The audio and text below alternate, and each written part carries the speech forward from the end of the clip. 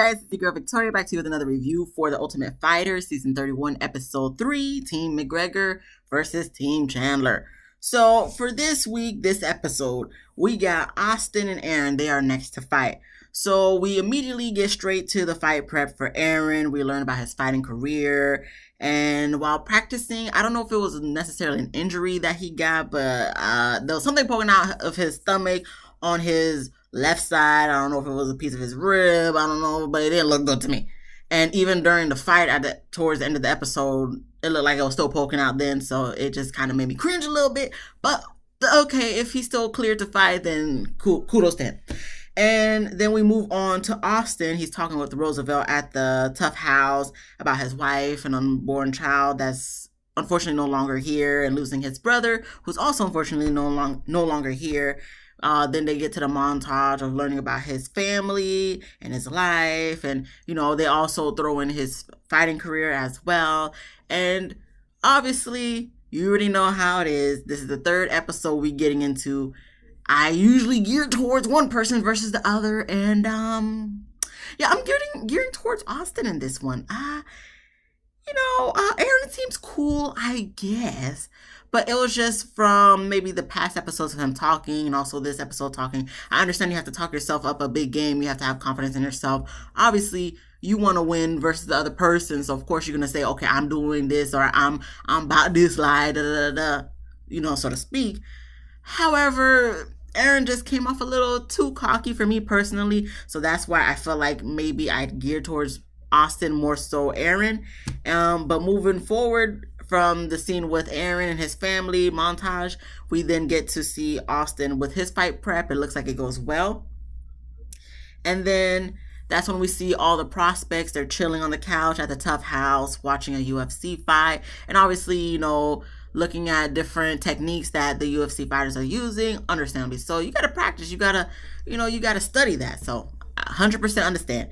So as they're doing that, they're conversing, talking about their significant others and whatnot. So of course, that's going to lead into who's the other opponent against Austin. It's going to be Aaron. So then we get to see Aaron talking about his wife, and we see in the clip of him and his wife, I guess, at a restaurant ordering food. That was cute. And then we have a scene that's completely, not out of UFC in the show, but kind of like a nice little tidbit with McGregor, because he meets up with a fan who makes action figures, and he made an action figure of McGregor, makes different action figures. He showed them maybe multiple action figures of McGregor. I don't know, but we really kind of looked at one action figure of McGregor. And so he paid the kid for the action figures, multiple of them. I think $1,000 in cash. The kid was ecstatic. He looked so hyped when he was just counting out the money to hand him. Listen, kid, good for you, okay? Because I would be hyped too. Listen, you take that $1,000, you spend it however which way you want it, as long as not for nothing destructive and bad. Listen, you deserve it. So good for him.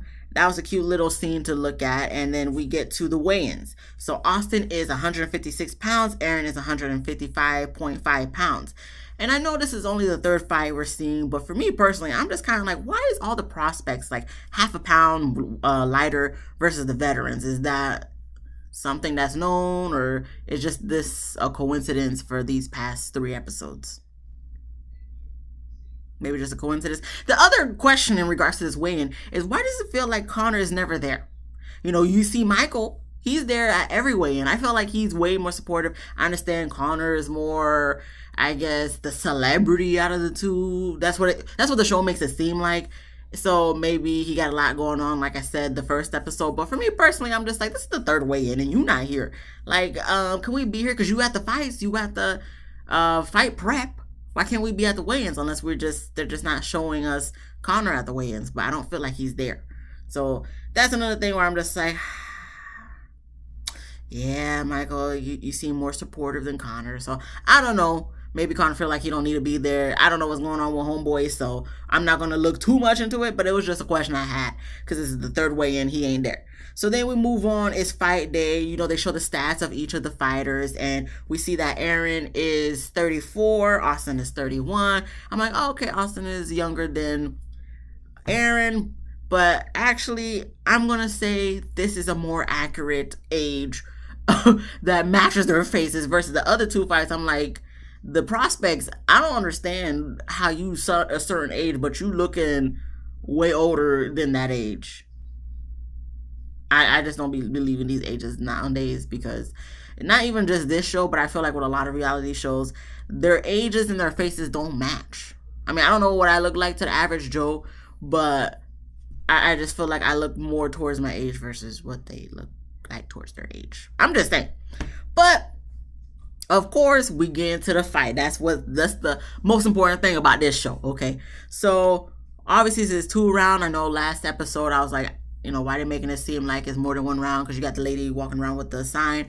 Okay, but it's 2 rounds, guys. Okay, so like I said, as episodes go on, I'm gonna learn a little bit more and not be such a novice at this thing.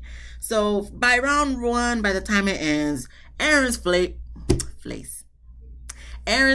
is bloody. Okay, when it's blood, like you got multiple streams of blood running down his face. Okay, now opposed to Austin over there, he got little cuts and bruises. He's not. You got a little blood, but it ain't really like homeboy Aaron over there. Okay, and you can already tell after the first round, Aaron's eye, I think left eye, is starting to get a little bit swollen.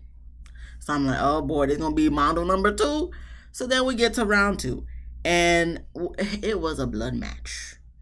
Okay, I think Austin's knee was bloody because when he was like kneeing Aaron in the side and whatnot, you seen the blood scraping off. And I'm just kind of like, is this sanitary, guys? Like, I understand they probably get everything checked out, but I'm just like, this is like blood on blood contact. This is intense. Like, I knew it was intense, but it's like, I don't really watch it. So like actually watching it and actually looking at like angles and things, like actually watching intently because I'm reviewing it and whatnot, I'm just like, this is intense.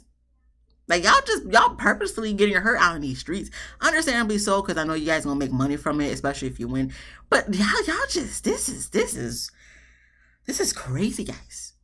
But anywho, Austin wins, so I'm glad because, like I said, I was geared towards Austin anyway. So, I would have won a little $5 if I would have bet any type of money, which I would never do because $5 is $5. You may not be able to do much with it no more like back in the day, but you can still do something with $5. So I would have lost my I would have won another $5 because Austin did win. And I know by this point that Chandler team is feeling like on top of the world. On top of the world. Goodness. Anyway, I can never talk. So this is the third win. 3 out of 3 so far.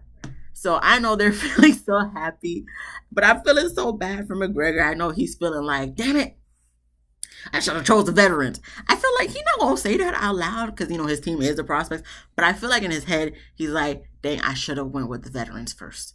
So at least I would have had some veterans versus like all prospects.